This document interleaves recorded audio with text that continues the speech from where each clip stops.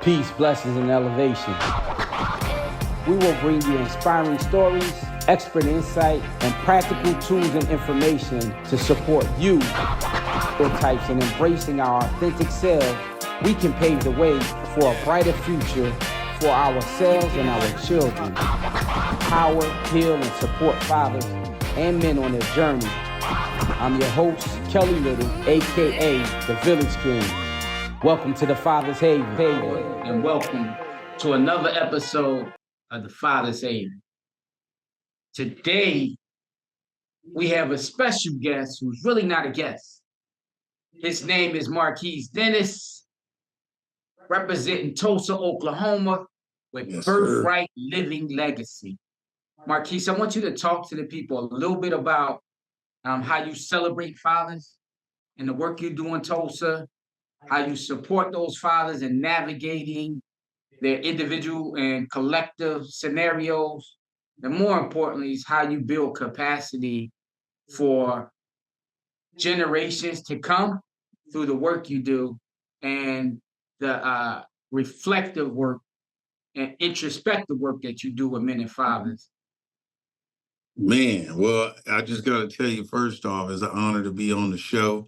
Y'all get an opportunity to listen to these cats all the time, but it's truly an honor for me to be in their presence, even virtually. So I just want to tip my hat to the great work that you all are doing as I share about Tulsa. Thank you guys for being a part of this fatherhood work and coming to visit us and be a part of it as well. So we are a fatherhood celebration and support organization here in Tulsa, Oklahoma. And we do that through a multitude of different ways. One is we have a yearly Father of the Year award ceremony that we do called the Fatherhood Love Lottery Sweepstakes. And what that is an opportunity for not us as a community, but for the people that are in community with fathers to nominate the dads that they see doing great work, doing great jobs, being there for their family, where they may not be able to honor them properly. We are able to get with local businesses and organizations to be able to truly celebrate dads by giving them gifts, prizes, days of kingdom where they get a chance to go to different places, get massages, get flowers, and eat good and live good, and just a day to really unburden themselves and not have to put that burden on their family budget or on their own family to try to supplement those things. So that's our favorite way to be able to celebrate dads. But we also have what we like to call park crawls, where we get a chance to go around to different parks in the city, county or city, where we just, set up for a day and let dads and families come out. We just did one in the water park. We had roughly around, I think it was 86 people able to come, 33 families. And so we had about 40 dads that were able to come out, bring their kids. Some didn't even have their kids. They just were showing up to keep the community going. And so what we do is we take lessons and talk about, those things to help the kids, derive those lessons home with play.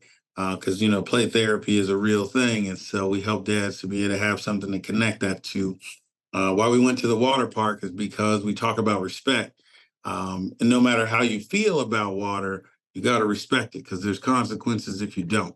And so we help children to understand why it's so important to respect their parents, but also authority figures and understanding the difference between respect and just blind copy following, so being able to objectively think about situations, ask questions in a respectful manner so that whenever you find yourself in a questionable situation with people that may be questionable, you don't find yourself just following them because they're adults. You respect those that deserve and earn it, as well as those that are in your family. So we go through some of those lessons, but have a really good time doing that. By how we create community is we have biweekly fatherhood meetings where every 2 weeks or so, depending on how the calendar lands, we get a chance to really bring dads together. We go through best practices, but we also talk about, what was it like for you as a son? And then how did that affect you as you're parenting? And then we use that as best practices, but also we bring together a myriad of different groups of fathers. We have grandfathers, we have fathers that had fathers, fathers that don't have fathers, supervised dads, guys that are inactively in the court system, those that are in active divorces that are experiencing hurdles to see their kids. Then we also have step ups, which are the coaches, the pastors, the people that come alongside to be able to help, help those fatherless children, but also, people like yourselves that are actually just being able to be a light in the communities whenever things are going on so that, young men and women have somebody they can trust to talk to. So that way we help those dads in those spaces understand what their touch, what their presence and their voice does to the cognitive brain development, the health and well-being of their family, their kids, the respite that provides for mom, but also the abilities and things that it helps to create and, make dad even a whole person. One of my favorite Kelly quotes is we still use it all the time is, God gave you tear ducts for a reason. So you got to use them. And it's just one of those things that, you know, a lot of times in fatherhood and in manhood, we don't get to talk about those types of things. So after we get done with the lesson, we go from 6:30 to 8, and then guys are able to stay from 8 o'clock until, we're sometimes there till 3 in the morning. We talk about what's going on currently in fatherhood in their lives, and then they can get multiple different perspectives, as well as best practices so they can understand that everybody has a different way of doing it. Our job is to try to equip you with as many arrows as possible so that way when you go home and do things with your partner, you can figure out what's the best way for your household to handle things. We just want to make sure you understand there's a difference between ineffectiveness and abuse. And our job is to help you know where those lines end and begin, so that way you know where it's safe to operate within. And then we have the fatherhood summits and so on and so forth. So a lot of Oh different yeah, we're ways. gonna get there. Yeah, We definitely gonna get there I was because just I getting think ready to it's a say, lot to unpackage in that. you took But before I ask the next question, Chablis, go ahead and refamiliarize them with one how you and Marquise met. But before you get to that one, I want you to share a little bit about all the work that you're doing around fatherhood and empowering men and in the spaces. Y'all got a connecting story. I think they need to know a little bit about the connecting story. so you got to get out of my head first off. Second off, that you took the words right out of my mouth because I was getting ready to chime in and be like, "Wow, so much to unpack." Right. Going forward to definitely going to get into the summit because that was the first place that I actually got the opportunity to meet Brother Marquise. But I just want to go back to a couple of the things you said that really landed for me. And one of the things was to treat a brother to a day of kingdom and to be pampered, to take the financial burden off of the family, to allow a person the bouquet of flowers to say that your work don't go unnoticed, champ. And then the other part about taking the kids and the families and having the park crawl and taking them to the water parks and how you teach respect through contact with water and so forth. It was a lot. I was like getting goosebumps over here thinking, oh wow, because I'm the dude who's like, trust me, I ain't getting all grown up or nothing.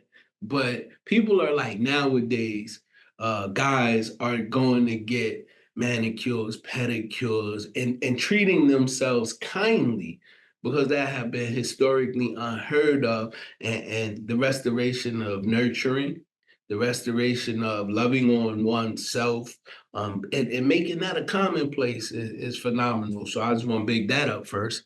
Second, And before you go beyond that, because I'm gonna push back a little bit. As men, you guys are only providers and protectors. That's it. You Nah, can't nurture yourself. You nah, can't exercise self-care. nah. You can't. You know what I mean? Yeah. No. Hey, what's funny? I'm gonna tell you a true story. So this year at our Love Lottery sweepstakes, we gave Dr. Tony Knowles, his son nominated him and he won, right? So we handed him a bouquet of flowers and all the things because they also get $1,000 cash. No checks, just cash in the dad's hand. What he do with it after that is on him, but it's put in his hand to do what he wants. In addition to all those other things, right? So at the end, we asked, and he said, this is the first time in my life that I have ever been acknowledged for something that I did right and did well. Mm. And then, as he proceeded to drop a tear, said, this is also the first time in my life I've ever received flowers or anything. That's big. And Marquise, so we got a chance to see some of the work you're doing there. So it's not just an acknowledgement, though. You Yeah. all acknowledge and validate how imperative men and fathers are to the institution of a family network. Yeah. Like, if I don't understand my value, even though I know who I am, sometimes I might second guess myself depending on what was cultivated in me from a seed. Well, I say Dr. Miles Monroe said it a little better. He said if the purpose of a thing is unknown, abuse is inevitable. And if you All right, don't go ahead. You know quote Dr. Miles Monroe. You got to say that again. if the purpose of a thing is unknown, abuse is inevitable. And what that means is I got this cell phone here, right?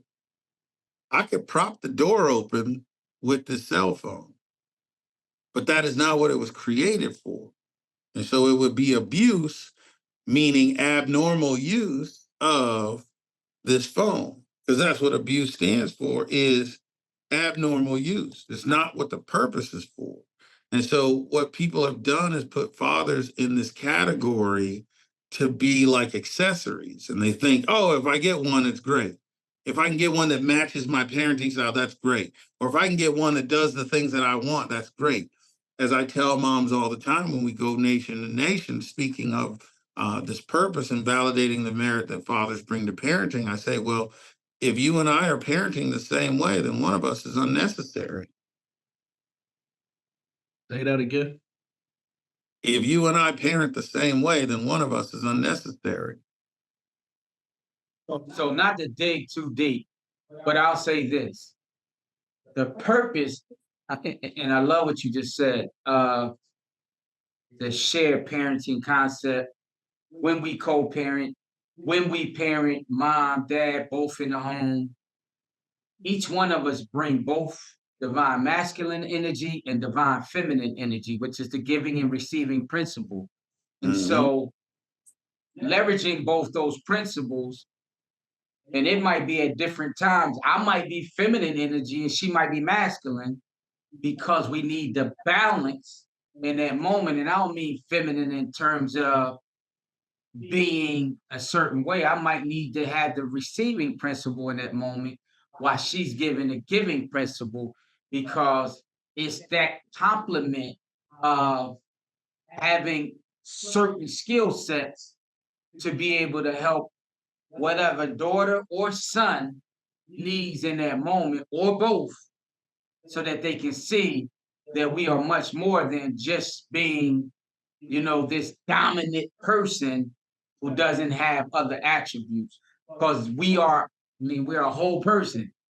I'm not 100%. just a dog and pony one trick show, right? Right. Right. Chablis got a general contractor's license, but Chablis also has a certification in expressing gratitude, right? So that's a piece or a component of this complete package that defines Chablis, that defines Marquise, that defines Kelly. And so we fortunately had a chance to sit in face to face with the guys when we were down at the conference. But we've since been able to sit and commune. And that's one of the benefits of having multiple perspectives in this fatherhood. I wouldn't even call it a movement, fatherhood institution, Mhm. because it's in our collective wisdom that we allow other people to benefit from what we had to give, but that we're able to receive what others had to give, right? Right. So I see Chablis eyes over there. He had a second part to that question. So I want you to go ahead and ask it, Blee. Well, so more than that, because you asked to talk a little bit about the history and how we connected, and the invitation by Kelly to come out to the summit, and for me, it was like, okay, yeah, I'm down for whatever makes us advance the institution, the establishment, the network of fatherhood, the actual anchoring of what it is that we do in community. And so that was the first time I had an opportunity to meet you. And I was just like blown away because we fly into Tulsa, and God knows I ain't never been to Tulsa before, so I don't know what to expect. And I'm like, we get off the airplane, we starting to ride through, we getting to the place uh, where we're staying. And so the guy that we were riding with was kind of like a tour guide, so to speak. And he was just telling us about the historical context of what his people knew, an older Black gentleman about Tulsa. And as we stayed there for a while, we got to see that there was a lot of historical perceptions and stories about Tulsa, but yours was of particular interest to me because he was like, yo, you and Marquise got a lot in common. And so as we had the opportunity to go to the summit, to go to the meeting with you and the gentlemen and sit upstairs in the office and really become more vulnerable about just who we were, where we failed at and what we intended to do as a result of all of that, I found out that me and you share a way more in common than we do it anywhere else based on background. So one of the places that I serve in the capacity of creating value for fathers and creating space for people to learn their true identity, also accept some places where they fell short, and also recommit to and define who they really want to be going Mhm. forward as people who are currently incarcerated. So I do some work in the detention center, seeking now to expand that into prisons around the state of North Carolina, but not only anywhere they'll let us in to add value and to invest in our brothers. Um, Absolutely looking forward to it, but I think that that's where me and you kind of hit a home run at when it came down to it. So one of the things I wanted to ask is how you Oh, got hold into. up. Hey, hold up. Before you dig into that, because you can't get them that nugget and keep moving, right? No, but see, I'm gonna unpack it. This was gonna happen. I'm gonna unpack it, but when I ask him this, it's gonna inevitably lead into filling in the next train track on what I just started. So Okay. I I'll do want you to say one thing that you shared go ahead. before you return back. You wrote something. Me? Yeah, you. Absolutely, absolutely. There was a period in that process where I didn't know how I was going to invest or make a contribution to my kids. I spent 13 years in prison when my kids were 8 and 10.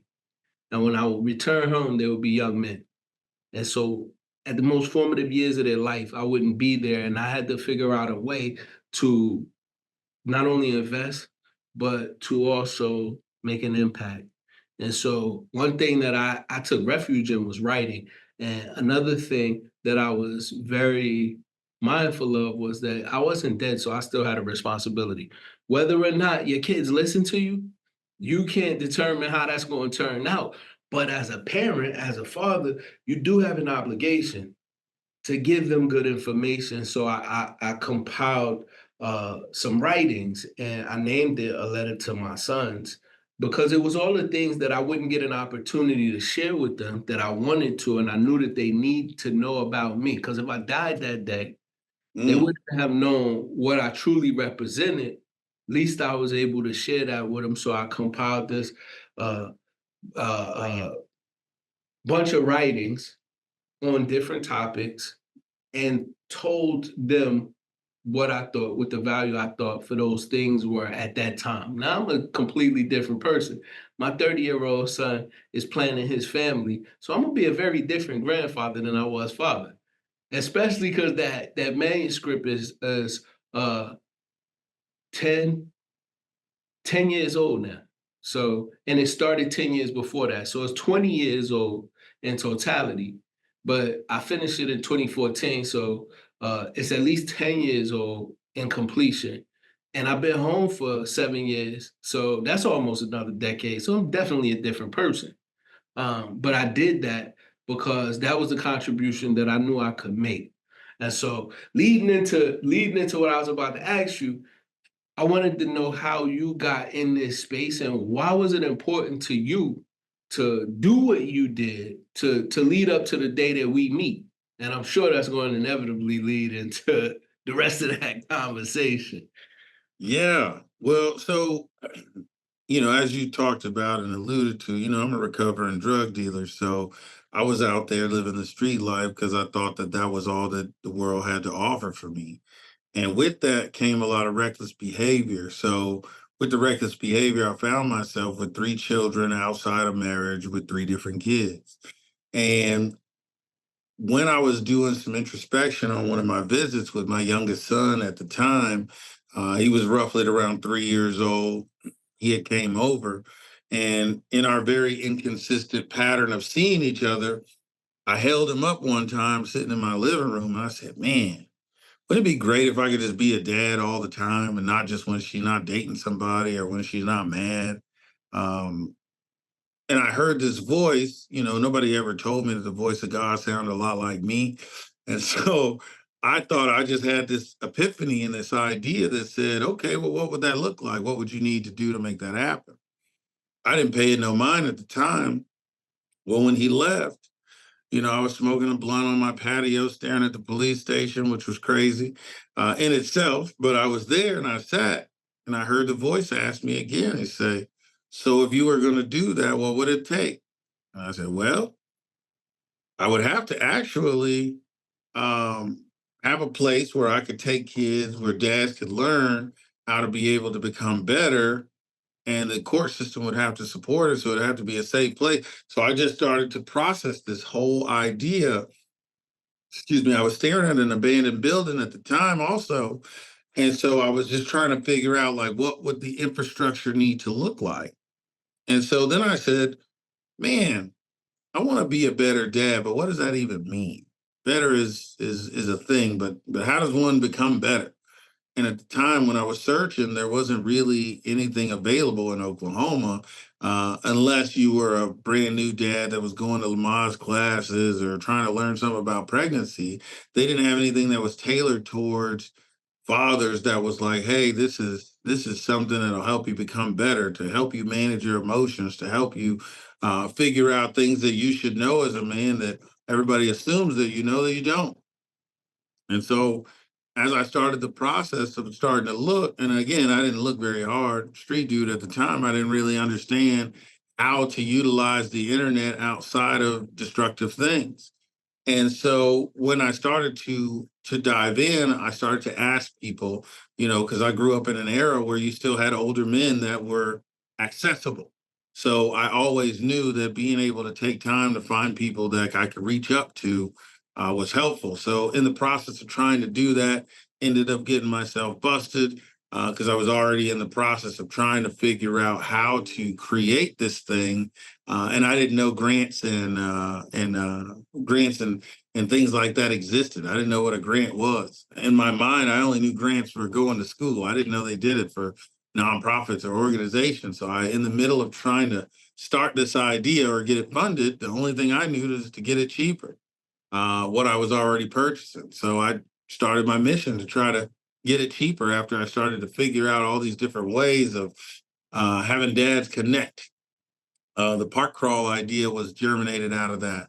I was trying to think, man, if I if I get it cheaper, if I can get the product cheaper, you know, I was paying $5.50 a pound at the time. I was like, man, if I can get it down to $4.50 or 200 with the profits, what I can do is throw these big old, you know, barbecues at the park and then be able to have chess tournaments and, you know, jump ropes and having people come and do halftime shows. Then we can do basketball tournaments. Like I just started all these things because, you know, Above the Rim was something that we watched when we was younger. So the Rucker was, you know, it was like, how do I recreate that kind of energy, but around fatherhood and keeping dads involved and making sure the dads playing dads in basketball versus just, you know, some dudes in the hood that's really good. That's cool, but how is that going to promote family? How's that going to put us back into a position where we can learn from others? So I always had this mixed use idea of trying to create events where I could have older, younger, and then the youngest,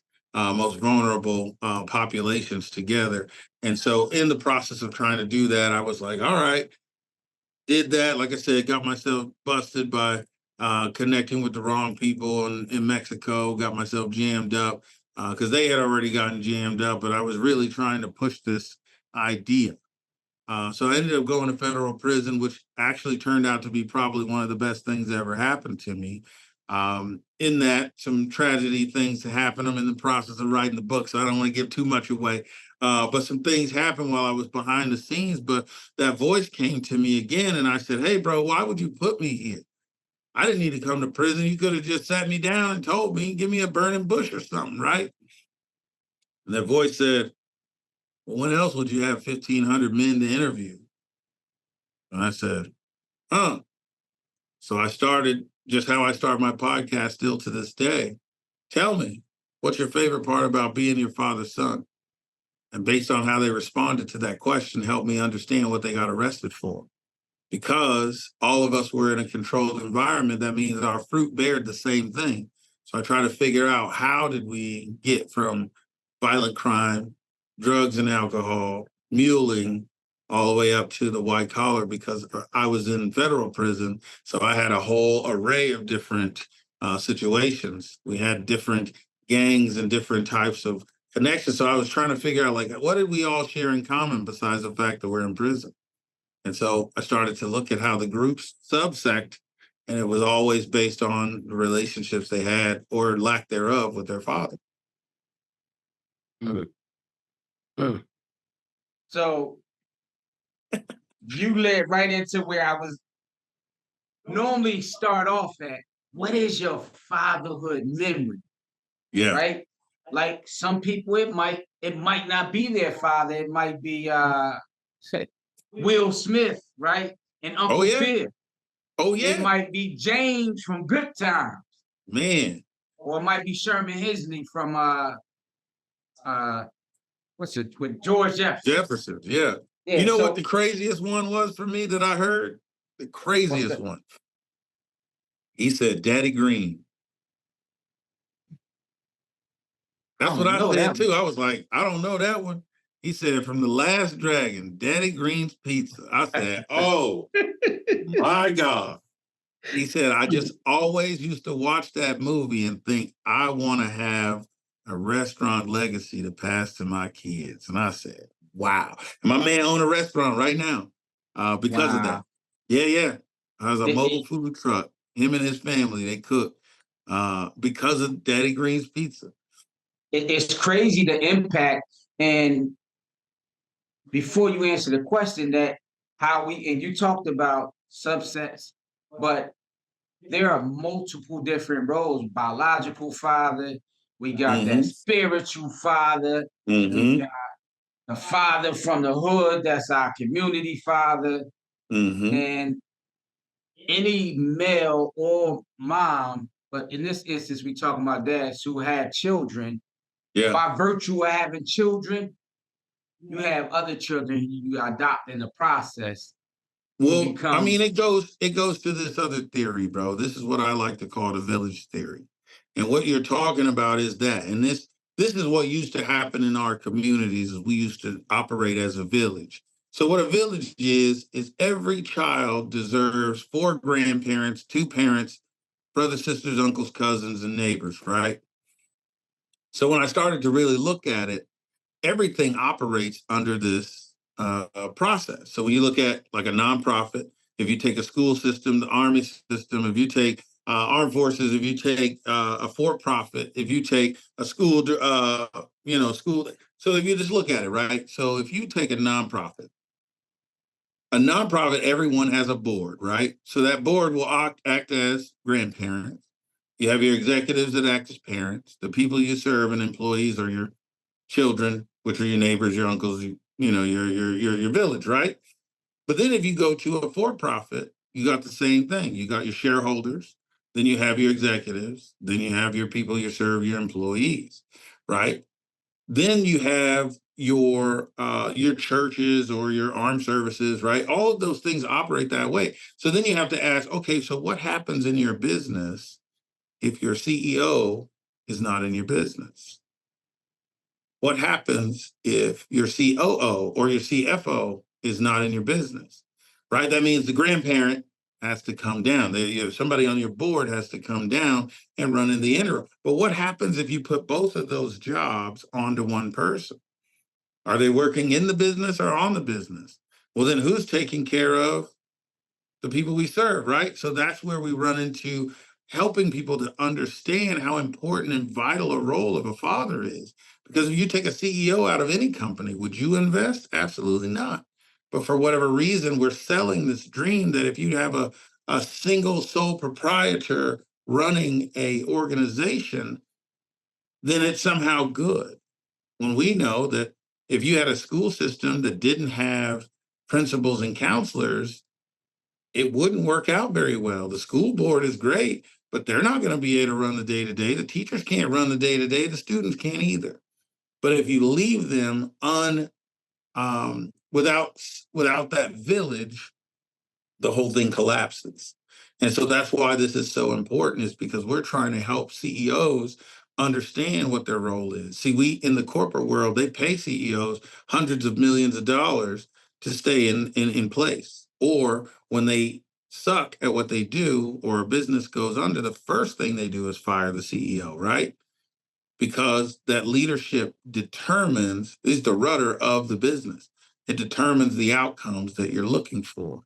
And so we're trying to help people understand that fathers are that CEO, moms are that COO or CFO, depending on how you structure your entity.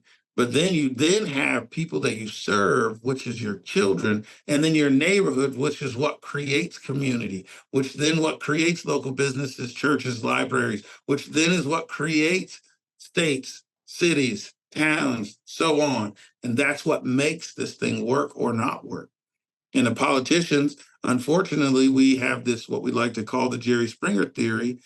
The politicians have joined into the entertainment business, and no longer do we vote on people that match our values. We vote on people we like, which we know that, through an interview process on a TV doesn't tell you anything about a person's character. It just tells you they may be a likable personality. And I always ask this question: do you know the difference between me and a con man? Do you guys know? No. I know, but you should, because you got to like you. You got to let them close to you, and you got to believe them. You got to trust them. The only difference is intent. I either intended to screw you, or you're going to find out. Or, I mean, it happens on accident sometimes. And this is why I always have in my library these two books, How to Win Friends and Influence People and 48 Laws of Power. They are the exact same book, but one teaches you how to, on purpose, screw people over. And based on how excited you get about when you see those two books, helps me know all I need to know about what you're fixing to do. But again, I digress. Hey, real quick, I'm gonna let you get right back in there, Chablis, because Marquise still slid by. I was getting ready to come back to that. That's what I was coming back to. So go ahead. Do you remember the initial question?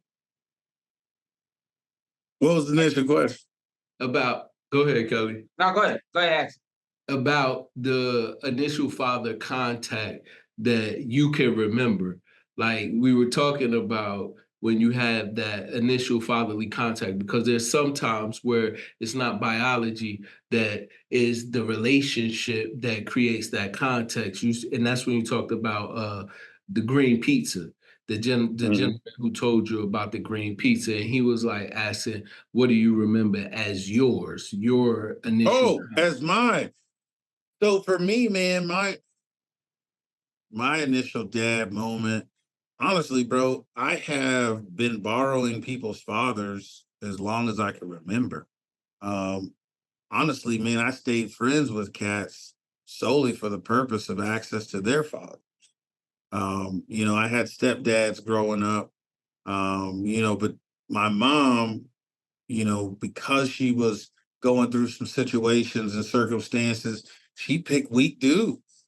And so these dudes were guys that I didn't respect because, they tried to either marry my mom or be with my mom. She's got 2 kids as a single mom, and you got to move in with us. Like to me, that was sucker time. So I used to have to try to find men that were strong, but unfortunately, like most people that grow up where I was in the proximity, the pimps, pushers, and hustlers, these are the guys that had what we'd like to call those manhood qualities. These were the guys that you were looking at saying, okay, these people respect them. I mean, we didn't have a name for it at the time, but those were the admirable qualities of manhood. But what we didn't understand was the cost. We knew the price of it was flashy, right now, making everything happen, but we didn't understand the cost. And the difference between the two is one is long term and the other is short term. But one of the people that have impacted me the most, a man by the name of Greg Ransom, Senior. He was a dad that was never married to my mom. One of my best friends' dad, two of my best friends' dads. But he coached the baseball team that I couldn't play on. He, coached their, different teams that they had, but I just got to hang out and watch. I never got criticized, never got critiqued. He always used to let me, kind of join in at times until we got older. And I was like, oh man. But see, once that fatherhood level is established, what comes with that is accountability. And that was something I was not prepared for. Emotionally, I used to get my feelings hurt as an adult a lot. And that's what helped me with my addiction to promiscuity, my addiction to pornography and smoking weed all the time. I thought I was just being cool. What I didn't realize was I was actually running from that accountability of I see better in you. I see more than you're allowing yourself to be involved in. And because you're doing that, that was what, initially pushed me to start to understand, well, what is the difference between me and them? They have these qualities about themselves that I respect in them, but I don't have them. And how do I get them? And so that initially was the thing that really started to push me to understand that a father is way more important than just a dude to teach me how to pee standing up or somebody to help me shave or put on a tie. Because those were the things that, as Kelly was alluding to, those are the things I saw Dr. Huxtable do. But what I didn't understand in those times is that, albeit Al Bundy was not the father. He must have been getting ready to drop some real right here. So as you had alluded to, Kelly, those parenting styles come complete with commercial breaks, and everything that you experience in those atmospheres can be solved in 30 minutes, and that's not real. And so that was something that I had to learn because Uncle Phil was definitely a father of mine, father figure, Dr. Huxtable, George Jefferson, but those things were not real. Even my 3 sons and, all of those are the Dick Van Dyke, all that. I went through all that. One thing I want to highlight that you said was you borrowed a lot of father figures throughout your time. I appreciate you dropping that because the majority of us in life find qualities from different men as we go through life with grandfathers, coaches, the person at the center, the rec center, and the summer program. So I appreciate you acknowledging that, highlighting that, because that is a context. Even if you got dad at home, there are Yeah. still some men that you're gonna look up to. And then the other part is the qualities that we looked for and at outside when we saw the people who showed up with some influence, some power, some persuasion, some glitz, some glam, how impressionable that is to an individual. We grown men in our 40s and 50s still talking about the little boys that saw the dude on the corner who had the Cadillac who said, "What's your Yeah. name? Little tight, take this $5, go get you something from the store." It was a thing and it's real. And so I think that leans into the importance of how we show up in the community as men, which is gonna matter. It's always gonna matter to the young people out there, and what, to Kelly's point, the community and the village that we contribute to. Because you said that you borrowed a lot of father figures, and I know as a young father, I was a father figure to a lot of my son's friends who didn't have somebody, a male figure that would bring them under the wing, would say, "Hey, come in. You all right? You need some food. Hey, little man, I love you." You know, they don't get to hear that often, so I wanted to really celebrate that, and I'm sure Kelly probably has something that he wants to say or add. But if you don't, let me know, because I'll definitely move into the next stride about meeting and sharing that commonality of being incarcerated and finding ourselves there. Definitely want you to go there. I want to just add this other thing because as we talk about all of the individuals who have added or who continue to add it to our lives, the question I have for Marquise is how has the experience and what many of us may call mistakes that you made, but those things happen for a reason and it influenced your affluence to be able to significantly impact the men who are fathers and the women who mother their children so that they can be a better father to said children, which then prepares them to be ahead of the curve for future generations.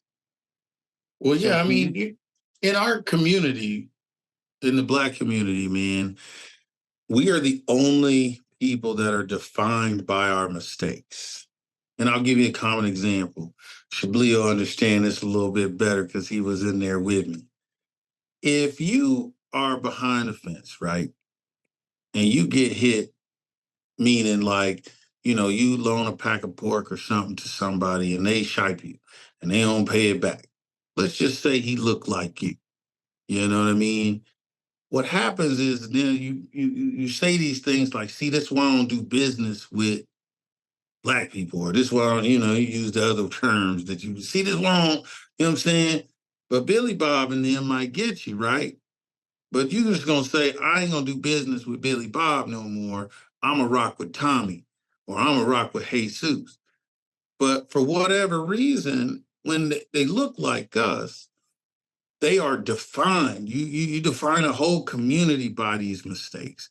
And so it makes us believe that we are under this scrutiny that we can't ever make mistakes. And so, like you said, what a mistake really does is it gives you an opportunity to grow, to add more quivers more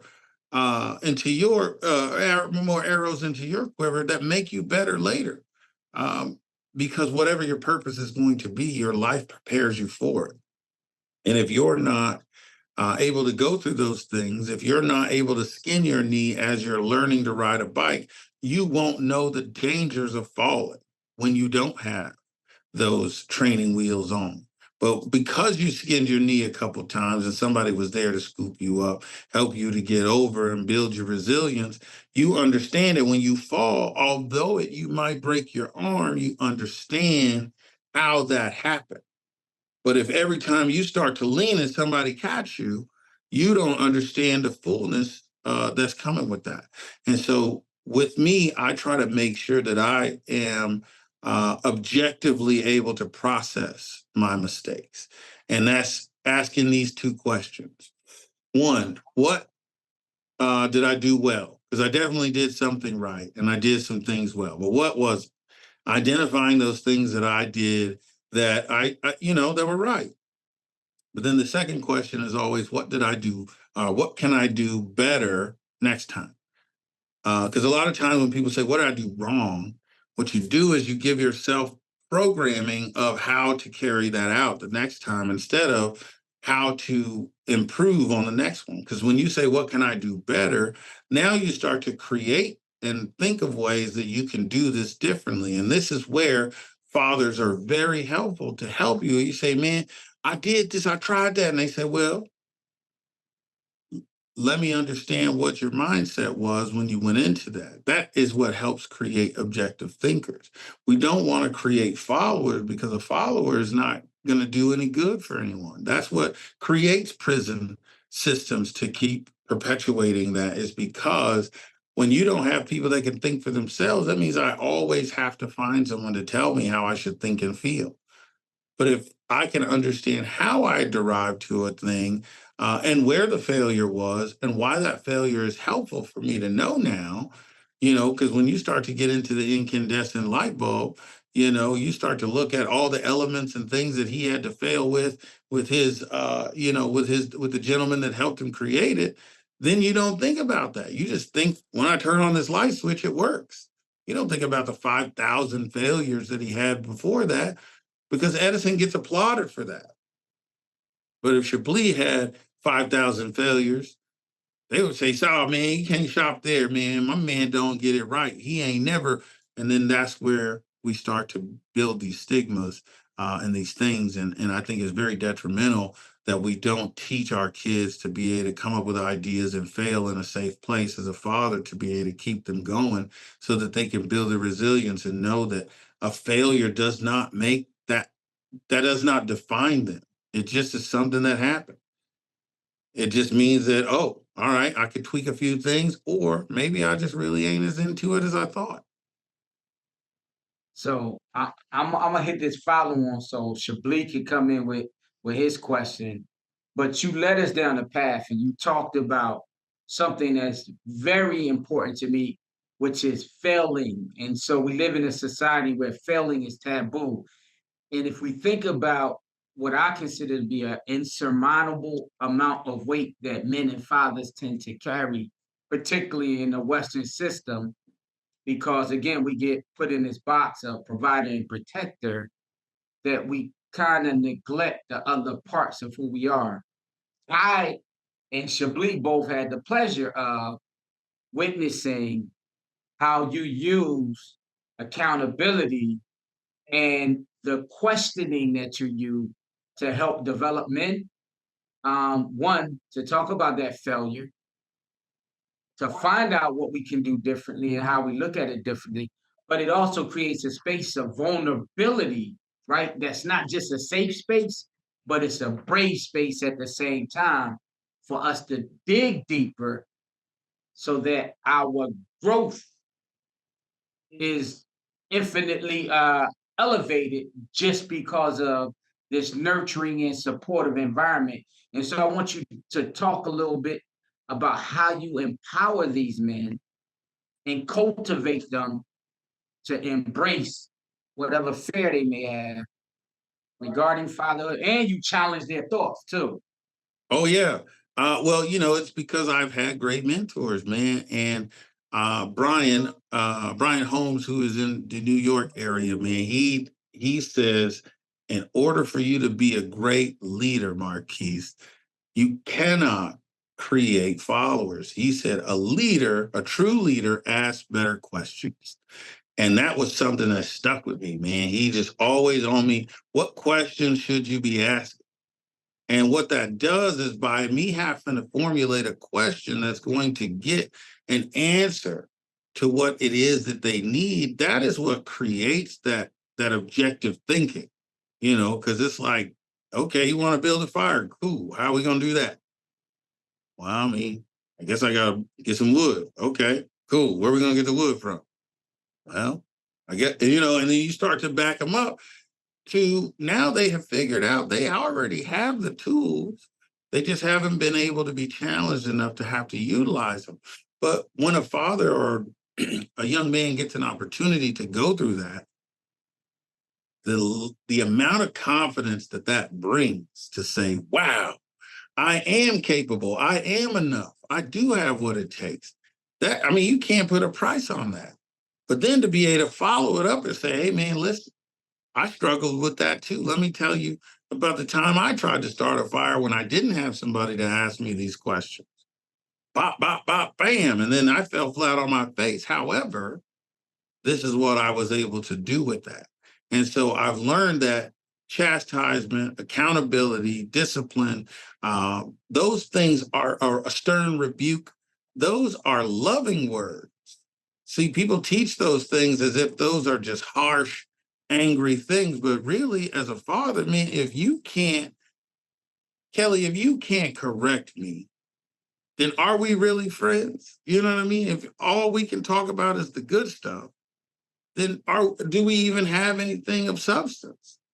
Because the point of having close people around you, the best definition I've heard of friendship is somebody that can see right through you and still enjoy the view.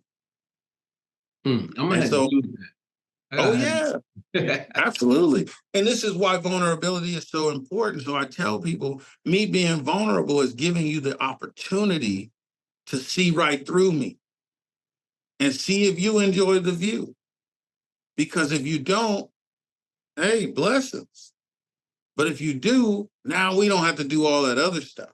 And so helping dads to realize how um, how their activities and things that they're doing are impacting their families is absolutely vital. Like it's vital. Because if they don't have that, then they won't be able to move forward. So I wanna shift gears a little bit, but continuing on down the path that we're going down. I got an opportunity to meet you because I escorted Kelly by invitation to come to the summit that you guys just put on, and it was interesting that you mentioned the process. That's what I call it, the process. When you talked about Edison, the failures, and then the achievements. So I get down to Tulsa, we riding through the desert with tumbleweeds, and then I was like, I don't know where we're gonna end up at. There's this little downtown, and I'm like, oh wow, they got a little You know downtown. what? Hey, man, you ain't gonna keep on disrespecting my city. Oh no! So listen. Well, I was born looking over the Hudson River at New York. So Yeah. when you look at New York and you compare life Oh, to yeah, yeah, is it yeah. New York? It's always, hey man, look at this nice little old place. So we get there, we have this awesome reception, then we come in, we fellowship, we bond.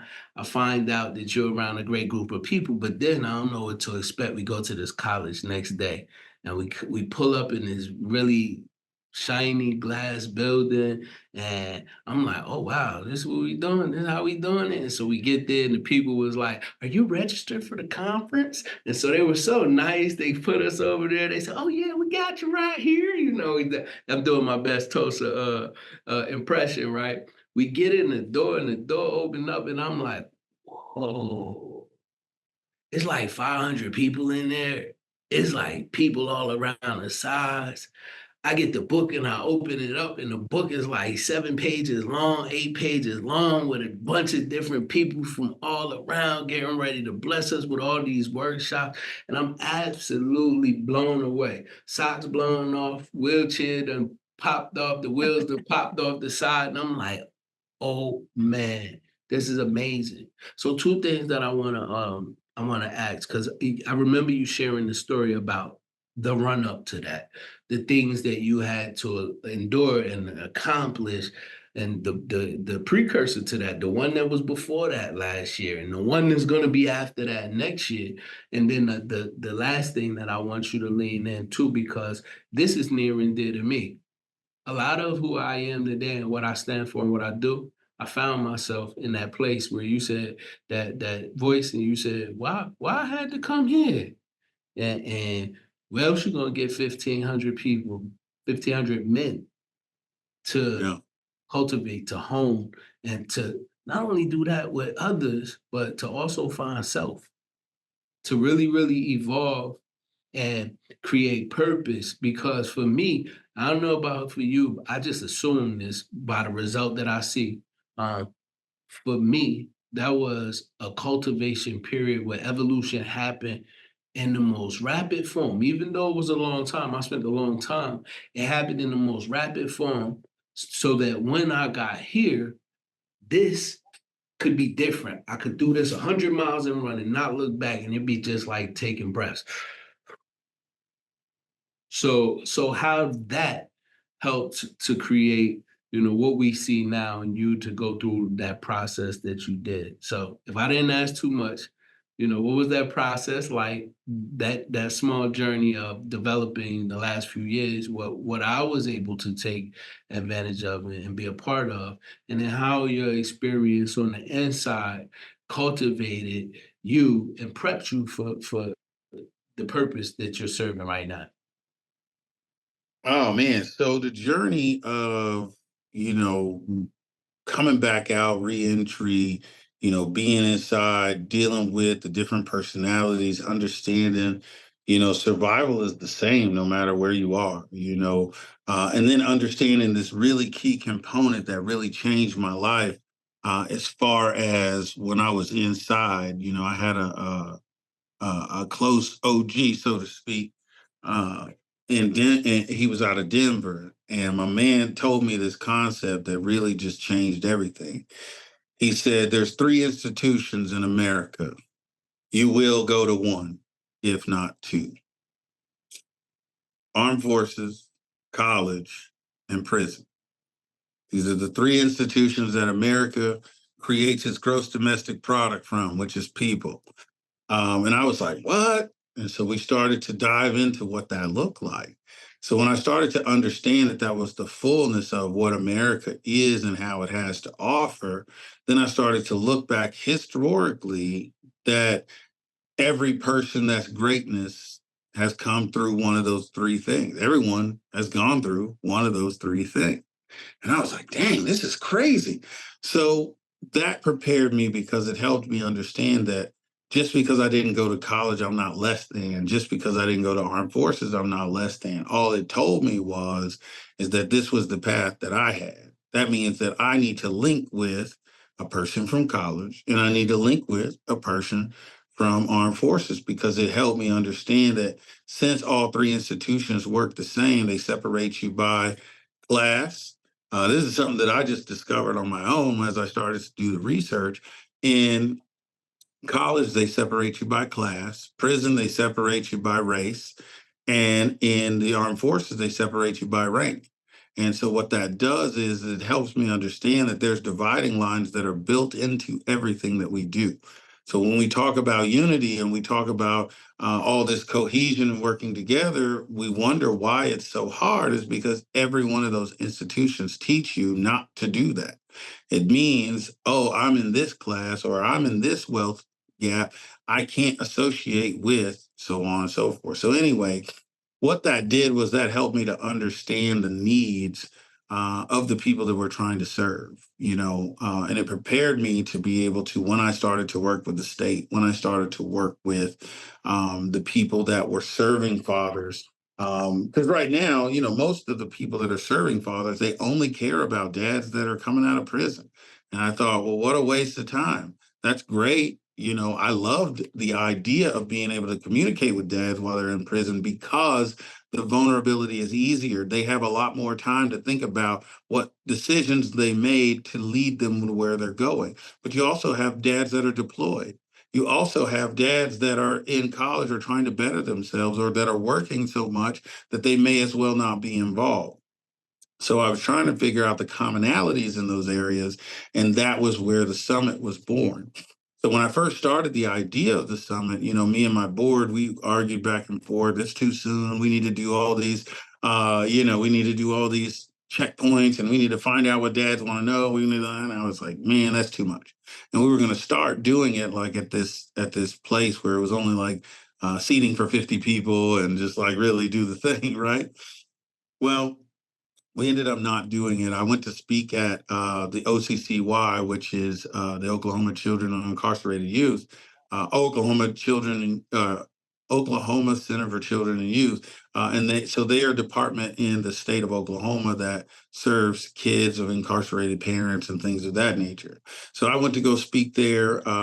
They asked me to come and give a presentation. So I talked to them, told them all the things, did my whole spiel, and talked about the unique things that are caused and all these things that we're trying to pacify because of nobody wanting to pick up the burden of why fathers are not being celebrated and supported. So in that, one of the one of the people that were sitting there, she was sitting there, and Miss Danielle says, we keep hearing from fatherhood organizations, we should do a summit.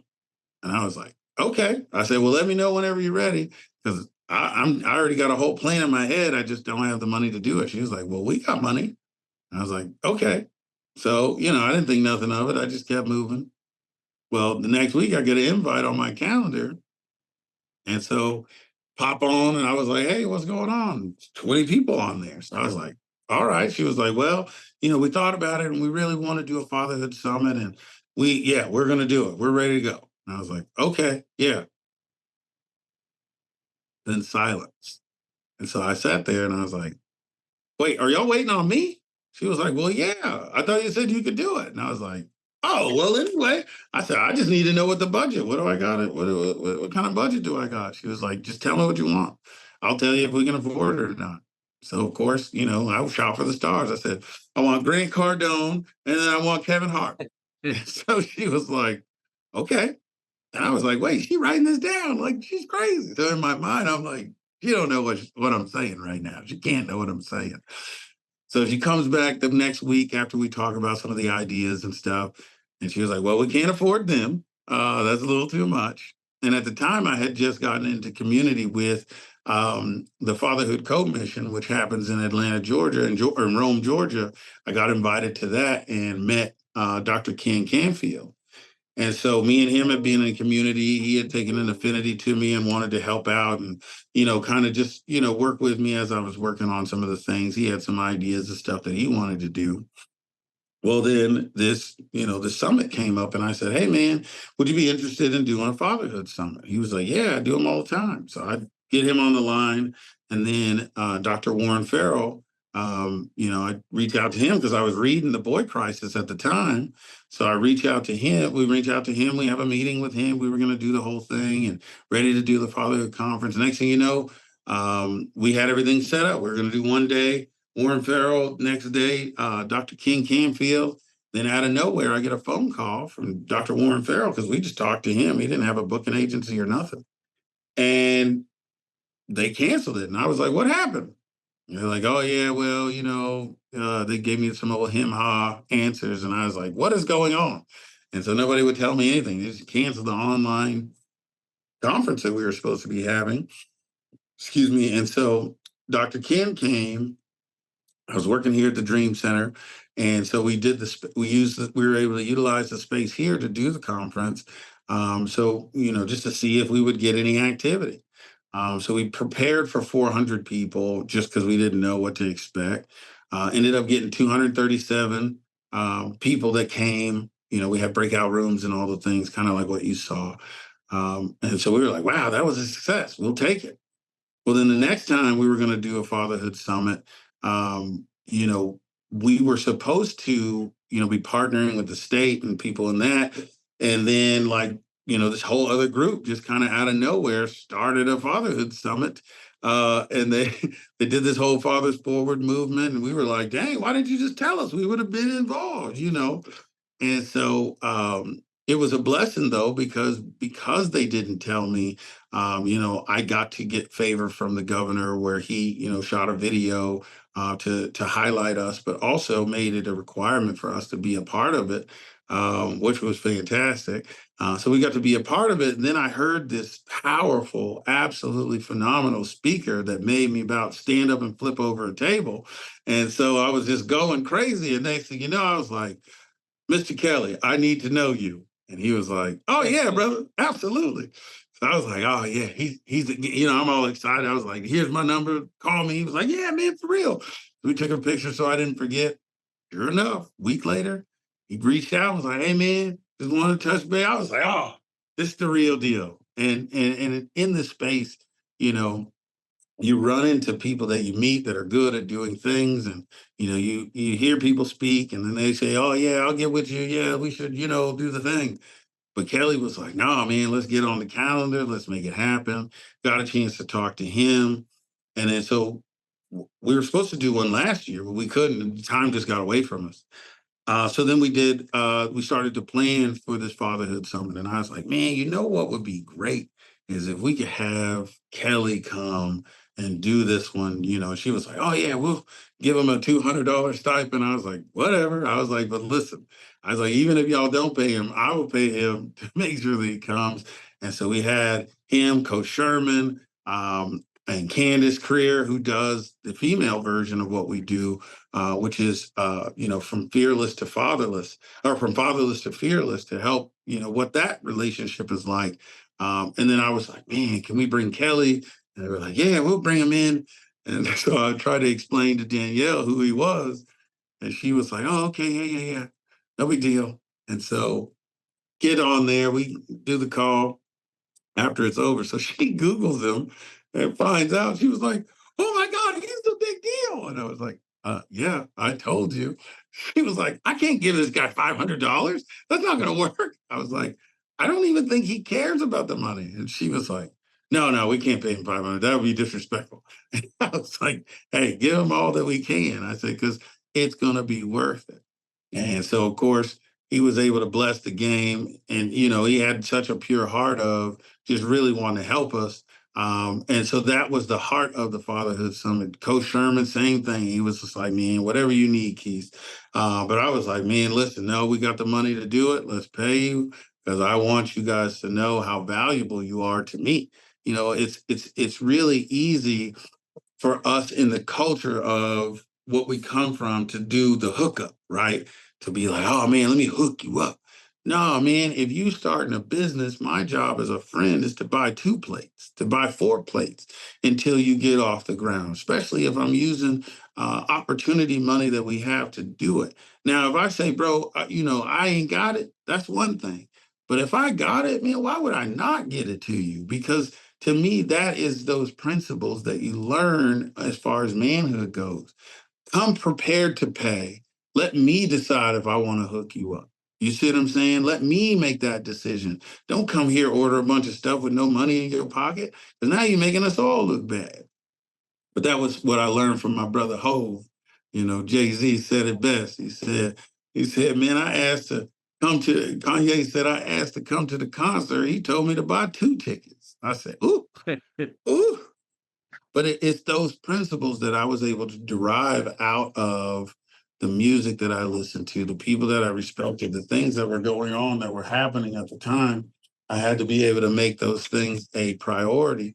And so when I was able to make those things a priority, I started to realize that there are people like E40 that are putting these blessings in music. It's people like Project Pat that can teach you how to save your life through music. And so when I started to understand what they meant by giving out game, it really started to change the way that I lived and operated. Because there's certain things that they won't say, but you can pick up. I'll give you one common example, right? If you look at Friday, what was the main purpose of why Craig became a hero? Talking about because he knocked out Debo? No, sir. Kelly, you know?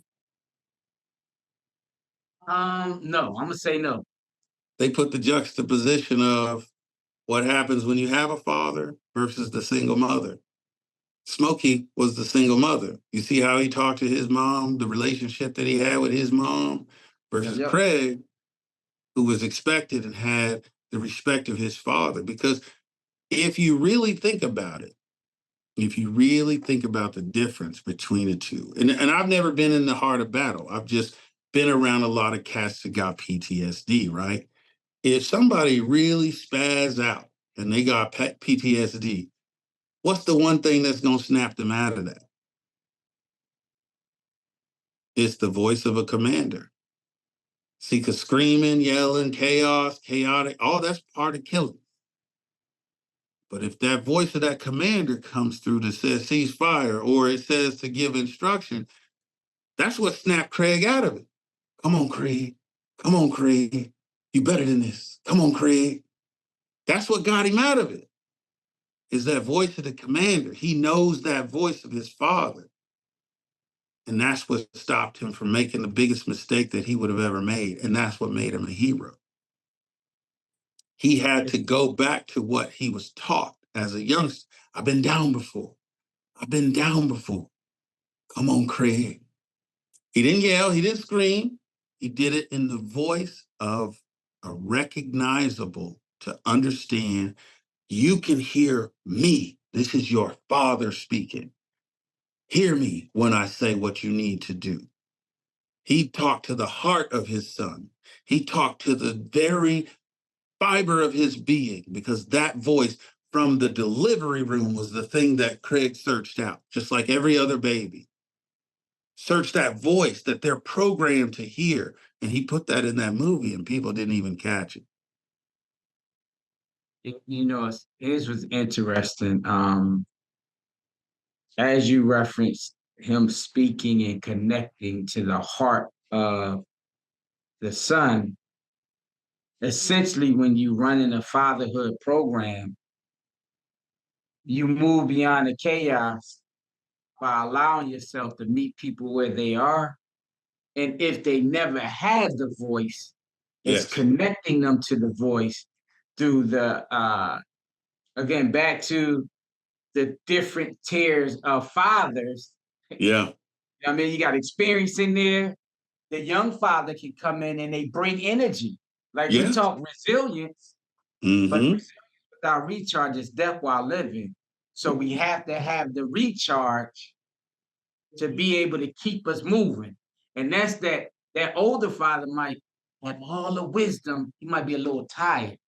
And he Mm-hmm. gets uplifted from the energy from the young father. And then the middle father, he gets to balance the room out because he's in between the two. And Yeah. so we all are essentially charging one another up. But we got to be open to be able to receive and listen. So you gave a whole lesson in that one, bro. Yeah. Listen, this is what it's about. And that's what I tell all my fathers, man, is when you are in this journey, our job is to reach up, reach out, and pour out. And that's why we have to stack it that way. Reaching up is to the older, more wise fathers. Reaching out is to those peers that you have currently in fatherhood with you. But you also have to pour out to those that are coming, because that's what helps them with their picker. It's easy to fall in love with somebody that look good, feel good, smell good. But if you don't know what is coming on the other side of that, with picking schools, with picking discipline processes, with understanding what kind of things we will and won't, what kind of services they church, and what kind of religions, what kind of traditions, all of that stuff make you be like, hold on, wait a minute. Maybe I need to be looking for a girl with these qualities instead of these attributes, because we only teach it as a can they twerk. And there's way more to relationship than sex. Like, that's the easy part. I tell people I can get sex before I get food. That's easy. Mm, look, if you think about where you just took us down this path, the provoking and empowering questions that Chablis asks, right? I want to start landing the plane, but I want to land the plane from a perspective of how do we create spaces of refuge and belonging i.e., a haven for men. Because if you know, like I know Chablis know, like I know you know, right? Yeah. How many times as we navigate this space of health and human services, do we go in spaces and the people that are not in the room are the men and fathers? So how do Yeah. we create a haven that's welcoming them so that because they want to come, Yeah. they might not feel invited. They're not welcome. And I had to tell, like I said, I had to tell the gentleman this morning at the church, unfortunately, fathers are not their customer. Fathers, fathers men are not the customer.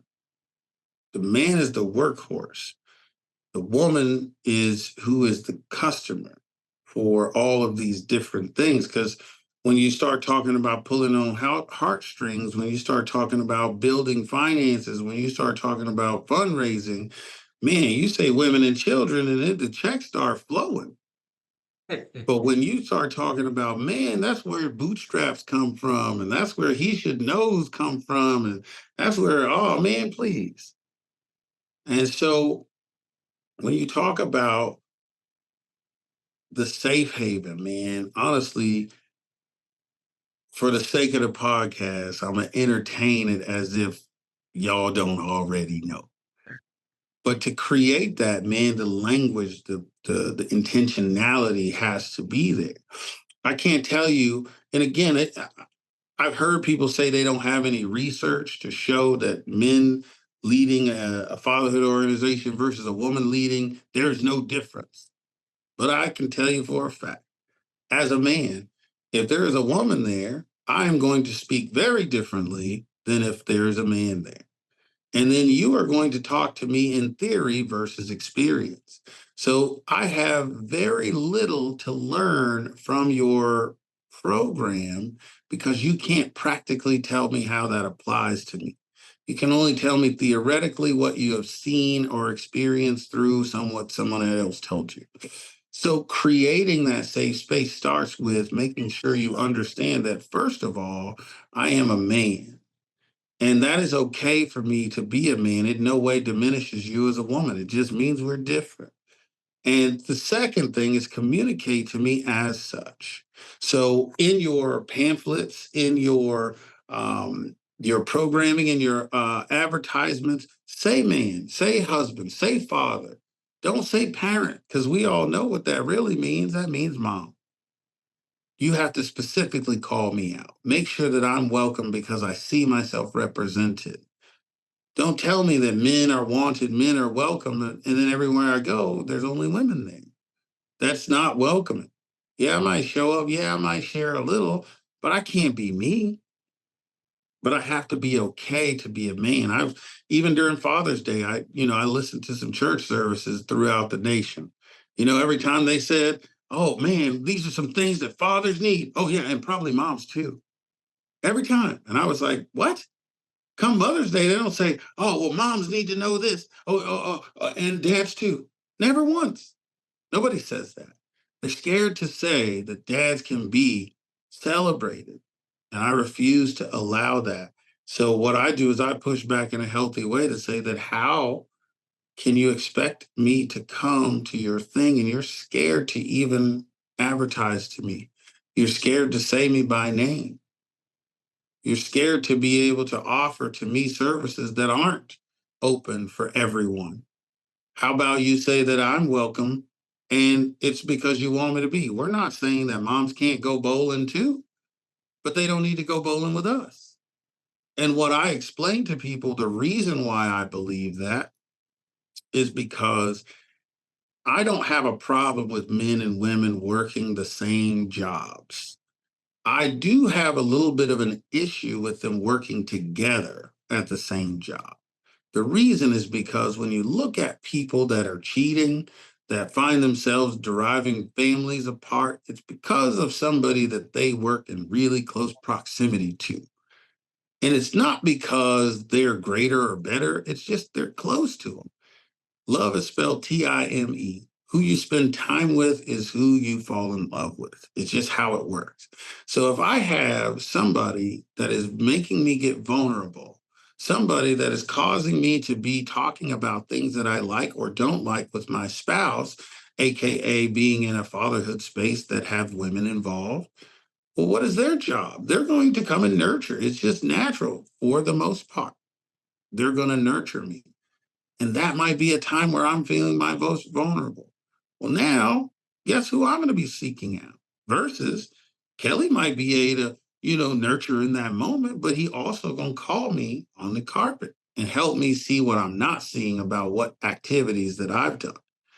Being able to be in a safe place does no way absolve you from responsibility. It just helps you to be able to get it out, to know that the person on the other end, if Chablis comes with a stern rebuke, it is coming from a place of love. That is what it really looks like, to have a safe place. It is not absolving responsibility. It is not absolving the fact that we feel a certain type of way, but it does require that I have to share both sides of that story so I can objectively look at the problem and or the situation in a way that we can start to move forward amicably as a couple or as a co-parent or as a man just in the community trying to do. But if I don't have a place where I can do that and somebody can actually speak from experience, I'll give you a great example. A couple of years ago, we had a guy that came to us. We were talking in one of our meetings, and he was mad. He was crying at the end, and I said, "Well, what's going on?" He was like, "Man, I'm mad at my father." And I was like, "Why are you mad at him? What happened?" "He's dead. He left me." I said, "Ooh, well, bro, I've never experienced that. Any fathers in here experience losing their dad?" So we had four dads be able to speak to him about what it was like when they lost their dad. And I said, "Hey, little bro, now that you have that context," I said, "not to take anything away from your experience, but my dad chose not to be around me versus your dad died in a drunk driver accident. It doesn't take away the pain, but what it does do is help you understand your dad didn't choose it. My dad did. He chose not to be around me. For whatever his reasons were, he chose it. Whereas your dad is just dead." But that guy was able to catch freedom from that. He was able to finally let go of his anger and resentment he was holding on his dad because he thought his dad chose it. He didn't commit suicide. His dad got killed in a random drunk driving accident. But without that perspective, now again, could a woman have delivered that message? Absolutely. But would he have received it in the way that he needed to without having four other men to talk to him about what they had to experience, the different ages, what they went through, how they tried to cope, how they tried to deal with it, and how it backfired, and things that worked well versus what didn't? And then having another brother be able to explain the context of how important his dad being lost versus choosing not to be with him, how that forever changed him. That guy was a drug addict and alcoholic, and now to this day is clean and able to take care of his kids. But it was because that pain, he was carrying it for that long, thinking, I got robbed because my dad chose, versus the reality of, no, man, that's something that happened to him. Really powerful statement because that also speaks to the influence of something we talked about earlier, which is television and radio, and being able to create a space where somebody can release what they need to release so that they can go through the process they need to go through for their healing to occur and for them to step into the totality of what that manhood is. And another thing, it's just, I've met a few women who have done an amazing job facilitating programs, but in that they did exactly what you just said.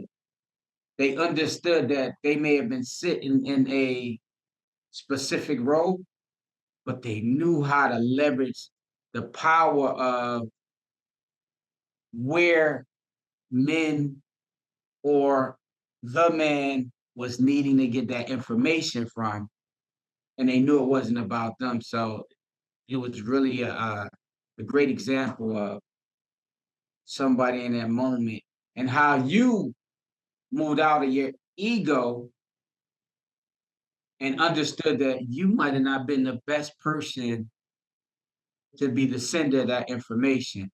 And Yeah. that takes a lot, Yeah. particularly in a world where we supposed to know everything. Yeah. I mean, that's a lie. Like man, listen, I tell people all the time, bro, I can feel the Grand Canyon with stuff I don't know.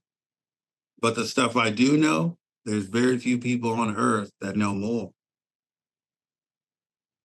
So as we get ready to bring this on in, right? One of the last questions, and I think is pertinent to all of us is how do you see legacy building when it comes down to your contribution to the space, your contribution as a father and a husband, a community member, advocate, and just an all-around brother? Well, I'm gonna tell you like this, man. I'm taking lessons from Brother LeBron. I'm trying to put my son on the court while I still got a chance to play. That's just what it is. If my name, if my efforts, if my celebrity has not brought my son and my kids to the forefront of whatever they're doing, then man, I missed the boat. Because to be honest, the purpose of calling us Birthright Living Legacy, the purpose of that is because a birthright is what your currency was as a person in old time. If your father didn't give you that blessing, bro, you was out there. You was worse than a leper. Well, to get that blessing, he had to be on his deathbed. Whereas now we saying as a living legacy, what is it that you're doing today that is imparting wisdom, learning, loss, and winning all to your children and those that you impact? Because your children, you don't get to just say, in my house, no, because that neighborhood is going to impact your children.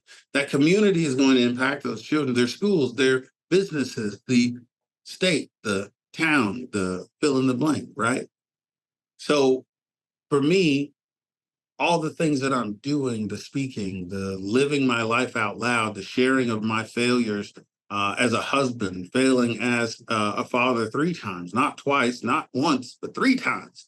And what it's taking for me to try to do that as a 43-year-old man that's married for the first time, trying to love my wife while we're stuck in our ways, trying to understand ways to get better by reaching up to people like yourself and Kelly and reaching out across this nation to find people that are doing things in Seattle and New York and Cleveland and Florida, to understand that I don't have all the answers. What I do have is a network of people that are willing to give me their heart. And with that, I have the ability to now pass on wisdom that I've learned directly, but also imparted wisdom that I've inherited from other people's journeys. And I get to document that in my journals.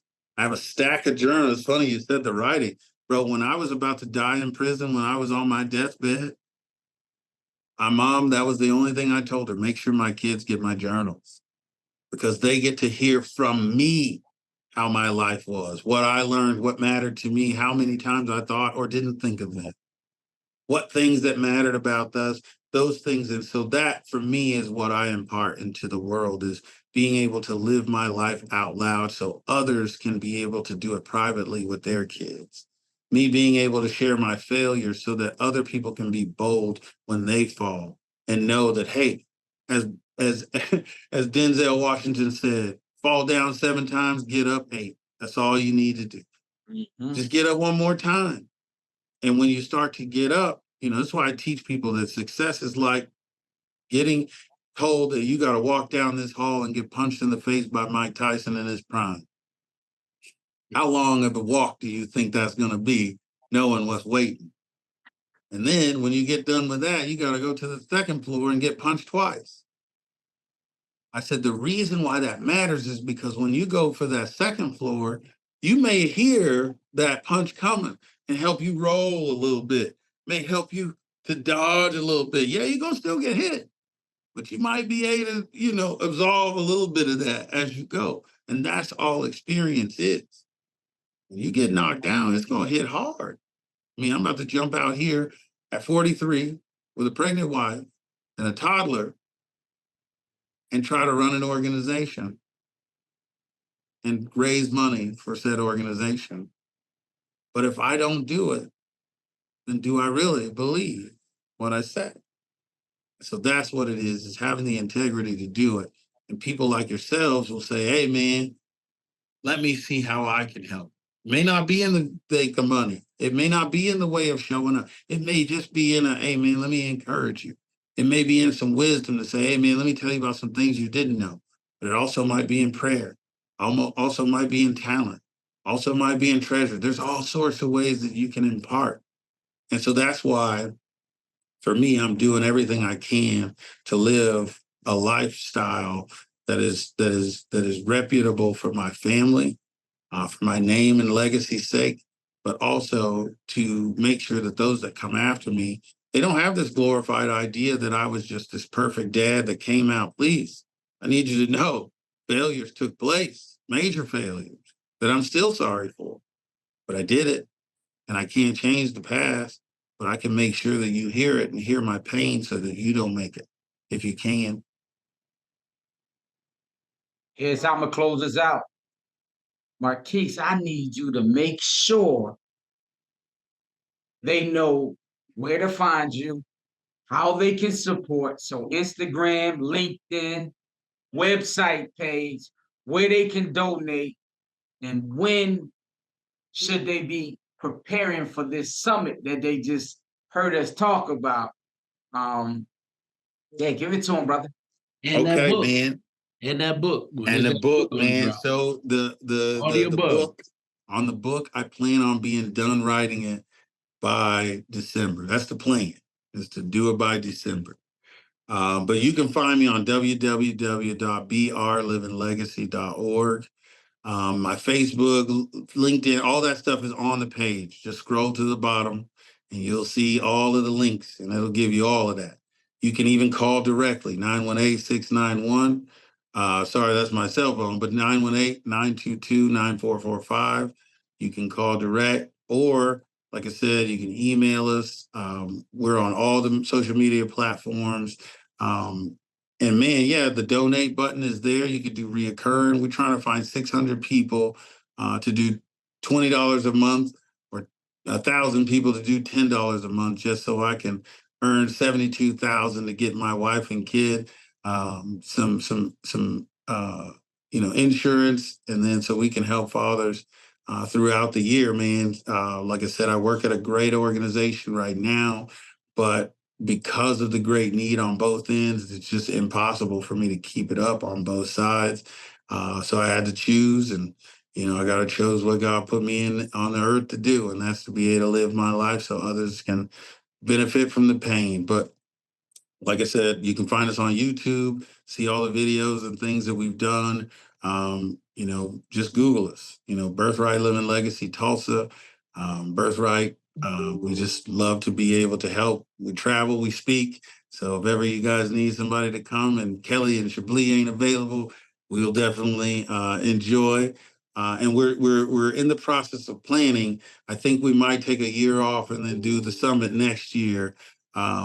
I got to get with the team and see kind of what we want to do, because we need to definitely raise awareness, raise money for that, to really push to make sure that we can bless those, man, because there's so many of us that are doing great work around the world, and Kelly has been a wonderful. I mean, I can't tell you how many times from you guys coming to that day, and we stayed until 3 a.m.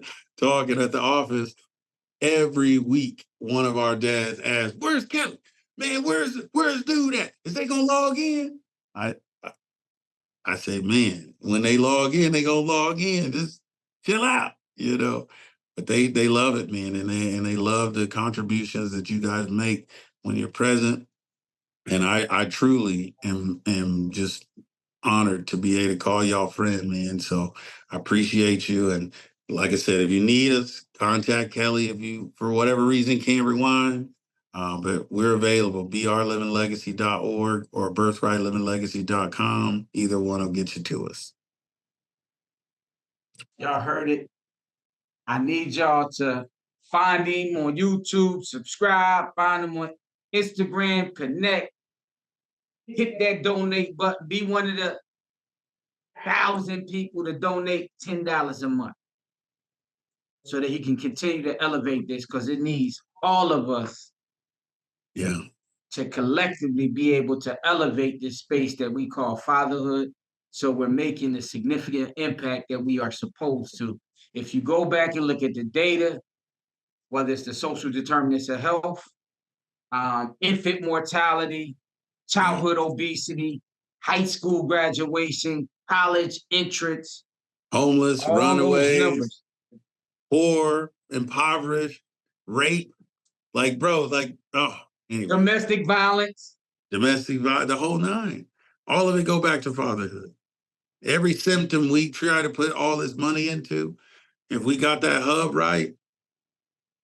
And I tell people like this, Kelly, I say, fixing fatherhood is like bowling with the guards up. It's not going to solve and guarantee you no strike. But what it does is it mitigates all of that other nonsense so we can then use our resources properly at the end. y'all heard it from soon to be. He don't even know it yet. This Dr. Marquess Dennis is coming. I received that. That. We appreciate you, brother, all the work that you do, the invitations that you give us, and the push that you give us to keep going and doing what we do. Look, this ain't your last time coming on the Haven podcast. We're going to be anytime. And I hope to get an invite. I hope to be able to stand on one of those stages you have with that summit one of these days, Listen, bro. It ain't even a maybe, bro. It ain't even a maybe. I'm telling you. That's what's up, man. We stand on business around here. If I said it in a minute. Hey, that's what's up. It's been truly an honor, a pleasure, and a privilege to spend some time with you. Kelly, go ahead and take us up out of here. Gratitude. And shout out to my guy, Marquise, who I met at the governor's mansion in Oklahoma City. Yeah. That's what's up. Peace, blessings, and elevation. We will bring you inspiring stories, expert insight, and practical tools and information to support you. Types in embracing our authentic selves, we can pave the way for a brighter future for ourselves and our children. Power, heal, and support fathers and men on their journey. I'm your host, Kelly Little, aka the Village King. Welcome to the Father's Haven.